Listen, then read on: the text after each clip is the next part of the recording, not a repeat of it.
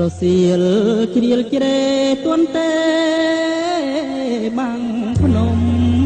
អើយមេខ្មៅស្រទុំពពកអនឡារសាប់អណ្ដែតពីនេះដល់អាយដូចខ្ញុំឃ្លាតកាយឆ្ងាយចោលទឹកដីនឹកឃើញកាលប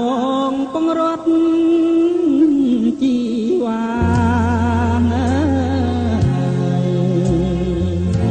យប់ខែភ្លឺថ្លាថ្ងៃពេញបរមីដាំអោពងវិចឆ្វេងកាន់ដៃស្រីទ្រូងញោព្រួយភ្នែកប្រពន្ធក្រៀមក្រហមសន្សើមភ្លេចភ្លេចលាចោកចំដីបងថ្នាំងធ្នមស្រីក្រំដើមរៀងភ្នំលើងាត់ឆ្លុះតតសំរែងខ្លាធំកែអូនគេញយំក្នុងហាត់ថាប្តីថ្ងៃនេះយើងបានដល់ឋានសុខហើយរឿងចាំខ្វះក្រោយព្រោះមានរឿងថ្មី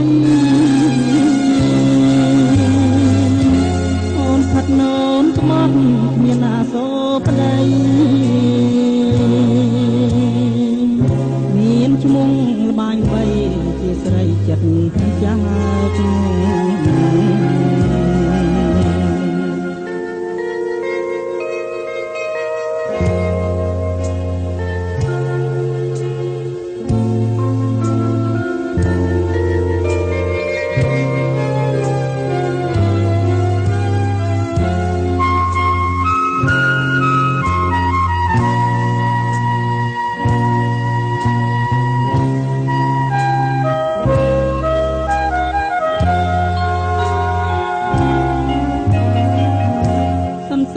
ភ្លេចភ្លេចលាចោកចំដី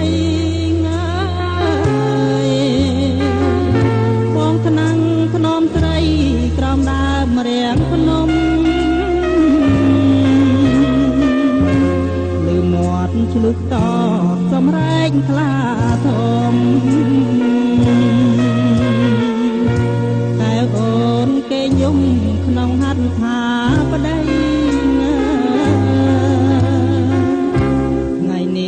យើងបានដល់ឋានសុខហើយ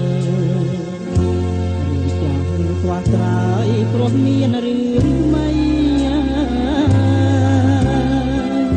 អូនផាត់ណូនក្បត់គ្មានអាសូរប្តីមានឈ្មោះល្បាញល្បី